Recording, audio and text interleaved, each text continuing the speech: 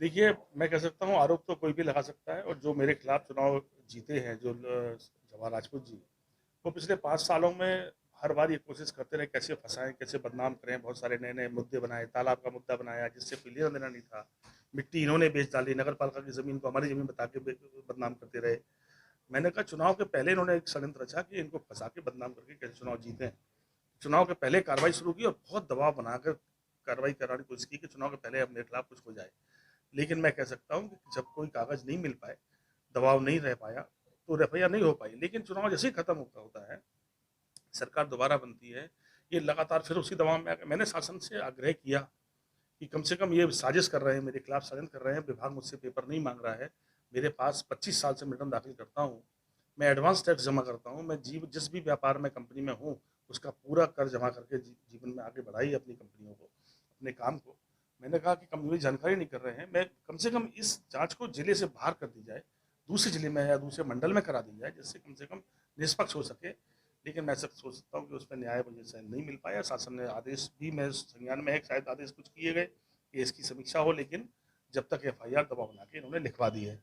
FIR भी देखो, FIR में लिखते हैं 14 करोड़ रुपए की आमदनी थी तुम्हारी और 37 करोड़ रुपए खर्च कर दिए, 37 करोड़ को 37 अरब बता दिए। फिर बाद में 23 करोड़ का हिसाब दे दिया आपने कि 23 करोड़ ज़्यादा है। तो कम से कम ये घबराहट बता रही है अपने आप कि कितना दबाव में है विभाग, किस तरह षड्यंत्र कर रहे हैं हमारे खिलाफ।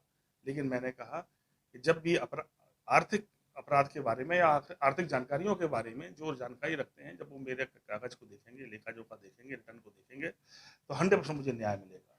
मैंने ना जीवन में ऐसा कभी किया है। हाँ, ये ज़रूर है कि ये जवाहर जी लगातार सब घाटों में पार्टनर हैं, अवैध खनन लगातार करा रहे हैं, आज डंप लगे हैं। मैं आपसे भी कहता हूँ पत्रकार साथियों कि सामाजिक जीवन में हम लोग कहीं न कहीं एक दूसरे से जुड़े हैं। एक बार मेरी बात की भी आप जाँच कर लें, खुद एक अपने आप को एक बार जाके मेरी बात की समीक्षा करें। ये जितने भी डंप लगे पहाड़ों की तरह इतने बड़े-बड़े डंप लगाए गए हैं, हर डंप से अवैध रूप से पैसा माँग रहे हैं शिकायत के नाम पर। करोड़ों रुपए वसूलते हैं ये और इनकी शिकायत ना हो जाए इसलिए ये ईमानदार बनने एक दूसरे को फँसाने की कोशिश करते रहे हमेशा। मैंने कहा बहुत सारी बार कोशिश दुश्मनों ने की है, लोगों ने की है। मुझे न्यायपालिका पे भरोसा है, निष्पक्ष अधिकारी भरोसा है, मैं अपना पक्ष रखूँगा। 100% में मुझे न्याय मिलेगा, 100% हम बरी होंगे, कोई ऐसा काम नहीं किया। अगर हमें कर ही चोरी करनी होती, तो मैं गरीबों की बेटी की ज़िम्मेदारी नहीं उठाता, मैं स्कूल नहीं खोलता। मैंने बच्चों को पढ़ाने का संकल्प लाया, मैंने गरीब बेटियों की 1000 बेटियों की शादी की है।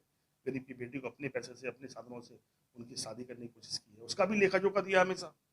ऐसा भी नहीं कि उसको ऊपर-ऊपर कर दिया हो। तो मैंने कहा कि मेरी ज़िंदगी लोगों के सामने है मेरी हाँ, ज़रूर है हम गाँव से निकल कर आए हैं और एक अच्छी जगह है। आप देखो कुछ मीडिया के लोग 37 अरब लिख रहे हैं, आप एफआईआर ही नहीं पढ़ रहे हैं पूरी। मैंने माना कि विभाग तो घबराहट में लिख रहा है, पर आप किस घबराहट में हो? आप किसका हिस्सा बन रहे हो? आप तो पढ़ लो एफआईआर 14 करोड़ 23 करोड़ बाद में लिखा है, 37 अरब चला रहे हैं आप। मैंने